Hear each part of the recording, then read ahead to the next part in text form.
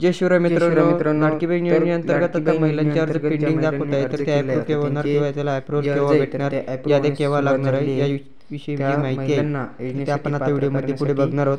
त्यासाठी व्हिडिओ शेवटपर्यंत नक्की बघा. आणि आपण जर आमच्या चॅनलवर नवीन आला असाल तर चॅनल सबस्क्राईब करायला विसरू नका, कारण अशाच महत्त्वपूर्ण अपडेट विविध शासनाच्या योजना नवीन आलेली जी या संपूर्ण विषयीची जी माहिती आहे ते आपल्या चॅनलच्या माध्यमातून आपण बघत असतो. त्यासाठी चॅनलने सबस्क्राईब केल्याशिवाय काही महिलांना महत्त्वपूर्ण अपडेट आहे.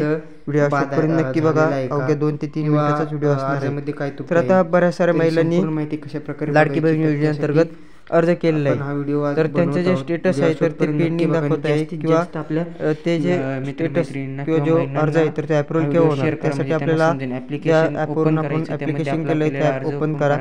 नारी शक्ती दूध ॲप. याच्यासाठी आता वेबसाईट जी आहे तर ते अजून लॉन्च झालेली नाही किंवा कुठली वेबसाईट जी आहे तर ती लॉगिनसाठी नाही आहे. त्यामुळे या ॲपवरती येण्या अगोदर आपल्याला प्ले स्टोअरमधून अपडेट करून घ्या.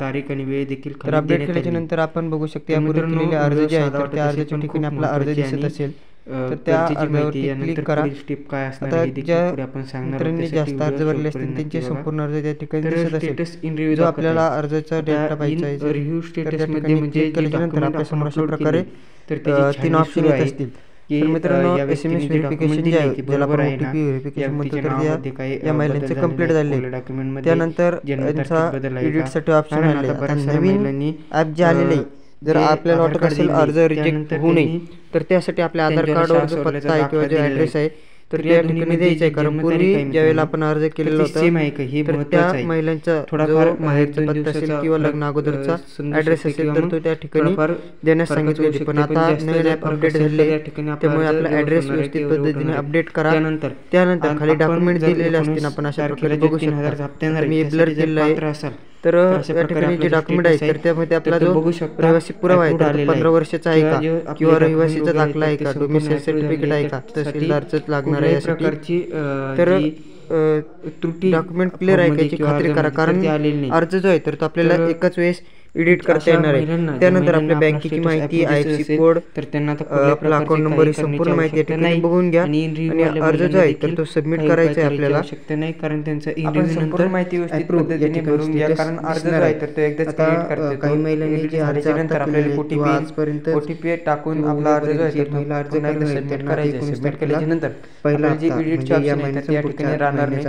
आपल्याला फक्त इन पेंडिंग टू सबमिटेड अशा प्रकारचे खाली लाईन असणार आणि आता जे नवीन अर्ज करत आहेत त्यांच्यासाठी असे 2 ऑप्शन आपण नवीन पत्र दिसतील अपलोड करून हे 2 ऑप्शन दिसतील. काही दिवसांमध्ये आपला अर्ज जो आहे तो अप्रूव्ह होईल आणि आपण हमीपत्राद्वारे इन्स्टॉलमेंटसाठी म्हणजे पहिल्या हप्त्यासाठी जे आहे तर ते पात्र ठरणार आहे. त्यानंतर आता काही महिलांचा असं पेंडिंग दाखवत आहे तर पेंडिंग असेल तर अप्रूव्ह ज्यावेळेला आपण एडिट करून संपूर्ण माहिती व्यवस्थित भरणार व्हिडिओमध्ये सांगितल्याप्रमाणे तेव्हा आपला तर तो पेंडिंग पात्र करण्यात येईल. आणि आपला जो अर्ज आहे रिजेक्ट होण्यापासून वाचेल. तर व्हिडिओमध्ये मी जी माहिती चेंज करण्यास सांगितलेली तर ती माहिती वेळेत चेंज करून घ्या. पुरावा 15 वर्षापूर्वीचा द्या, कारण काही महिलांनी नवीन मतदान कार्ड जे तर ते त्या ठिकाणी अपलोड केलेले आहे.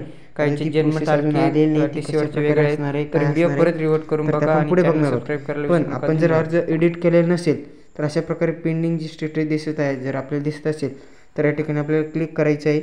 वरती साईडला एडिटचं ऑप्शन असेल त्या एडिट ऑप्शनवरती क्लिक करा. आपण मागील व्हिडिओमध्ये माहिती दिलेली आहे, आपण तो व्हिडिओ देखील बघू शकता. तर अशा जे एडिटचं ऑप्शन आहे त्या एडिटच्या ऑप्शनवरती क्लिक करून आपली चुकीची माहिती बरोबर करा. आता त्यामध्ये आपण जन्माचं ठिकाण दिलेलं होतं तर ते जन्माचं ठिकाण न देता आधार कार्डप्रमाणे पत्ता भरायचा आहे. त्यामुळे आपला जो आधार कार्डवर जो पत्ता असेल जो जिल्हा, तालुका, गाव असेल तर त्या पद्धतीने आपण माहिती भरा. कारण पूर्वी ज्यावेळेला ॲप अपडेटच्या अगोदर सुरुवातीला ज्या महिलांनी अर्ज केले असतील त्यांना लग्नाचे ठिकाण किंवा लग्नाचे जिल्हा, गाव, नगरपंचायत, ग्रामपंचायत काय असेल तिला पिनकोड ही संपूर्ण माहिती द्यायची होती. त्यामुळे त्यांना जी माहिती दिली आहे तर ती आधार कार्डशी मॅच होणार नाही किंवा त्या ठिकाणी मॅच दाखवणार नाही. आधार कार्डचा पत्ता ॲड्रेस वेगळा असू शकतो. तर त्यामुळे आपण एकदा आपला अर्ज जो आहे तर तो एडिट करून घ्या.